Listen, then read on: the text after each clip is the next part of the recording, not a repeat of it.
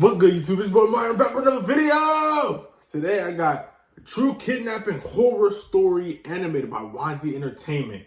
Now, one fact about me is I don't like horror stuff, bro. I don't like scary stuff. I'm gonna be honest with y'all. So make sure you like, comment, subscribe, hit the bell so you know if I want to drop videos, and let's get into it.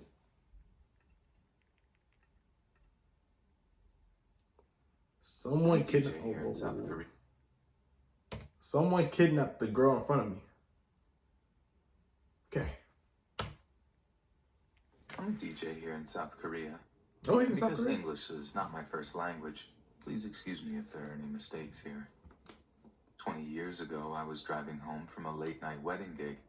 It was around 4:30 a.m., and I was driving south on our equivalent of an interstate highway, when at one point, the retaining walls on each side of the highway grew very narrow due to the road snaking through mountain passes and other tunnel-like places.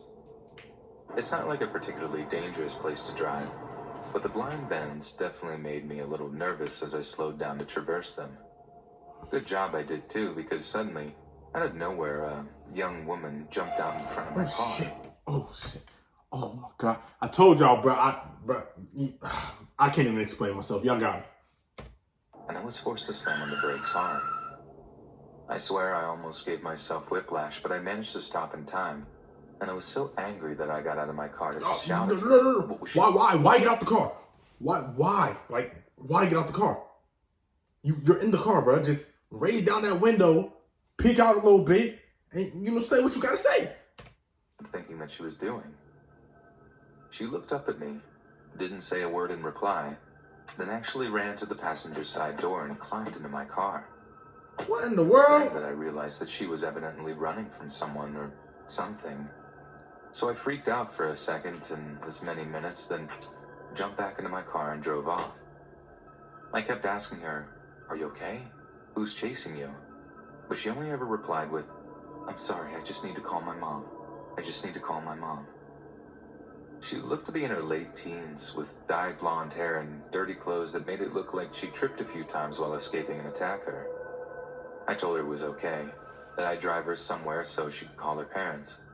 But I couldn't get a straight answer out of her because she was panicking and crying. We both seen the figure in my rearview mirror. Yo is literally running after the car. Dude, I would have hit that gas so hard. I would have been out, bro. I'm telling you, I would have been out. We drove away. It caused her to scream out, which made me speed up. Yeah, I would have sped up too, like I said.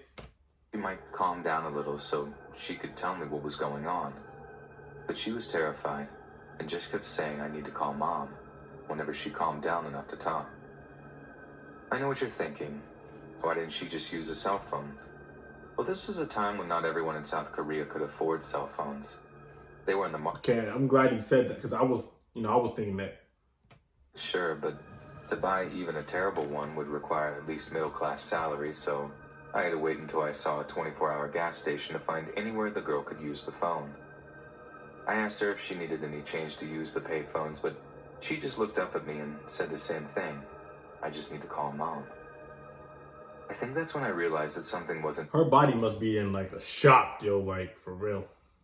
It was literally the only thing she said to me for the entire ride, and when we stopped, she just got out and ran into the grocery store. It was very evident that she was terrified of whoever had been following her, and it was also evident that they were too scared to talk about it, so, trying to be a good citizen, I called the police and told them everything. I kept the car running. That's understandable. And kept watching the girl as she used the payphone. The police dispatcher told me it would be around 10 minutes before the police arrived, and I was worried she'd freak out if she found out I'd called them. So, that was what was occupying my mind as I watched the girl put the phone down before she appeared to start walking back towards my car. Suddenly, she stopped, and she turned back towards the gas station as if she'd heard something around the corner of it. Why? You hear something. Keep going. Don't turn back and go what you're hearing. You gotta keep going. This was wrong with people. This what happened in them scary movies. This is exactly what happens. And that's why people get so mad that watch it, because they always do that. I don't even want to press play. I don't want to. dark and not covered by any lights. I watched as she walked closer and closer towards it, almost like someone was calling her name into the darkness. Ooh, the hand! It was it. Oh my gosh, I'm in my room by myself, guys. Like, this is, you know. Out of nowhere, I saw a man leap out of the darkness. Yeah, how did he get there so fast? And drag her back into it. I immediately put my foot down, zooming around to where she'd been grabbed so I can illuminate the darkness with my headlights. It was a matter of seconds, and I thought I'd see some predator trying to drag her behind a dumpster or something, but there was no one there. Damn. No one there at all. It actually took my breath away for a moment. There didn't seem to be anywhere for two people to disappear. Just a chain link fence and the rear of the gas station. So where had they gone? Oh, he got out the car? Before I got a chance to look any further, the police showed up, so I ran over to their car and frantically told them what I'd just seen. We searched the area completely. They even checked in the back room of the gas station, but there was no one fitting the description of the girl or the attacker. The police thanked me for filing the report, but told me that there was no longer any reason for me to be there. It was about 5:30 in the morning by that time, and adrenaline was starting to wear off, so... Yo, who's up at 5:30 in the morning? Matter of fact, he said 4:30 last time. Who was up at that time in the morning? That's pretty early. I did as I was told and went home to sleep.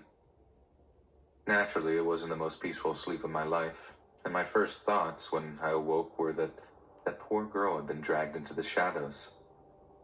And I never learned of her fate. Nothing was in the news about it, and when I contacted the police about it, they just told me it was under investigation. But the thing that I find really scary about the whole thing is how there was a man chasing her when she got into my car on the highway, and we must have driven at least 5 or 6 miles away from the scene. It couldn't have been the same guy who grabbed her, and there's no way of him knowing where we were headed. So how was someone able to find her at the gas station? Was it something to do with the phone call she made? I have so many unanswered questions about this event in my life, and sometimes I feel like it haunts me. I find myself scared of total strangers whose names I didn't even know, and as much as I hope she's okay, somewhere, and what happened was part of some horrible but brief chapter in her life, I have the worst feeling that she's not okay at all.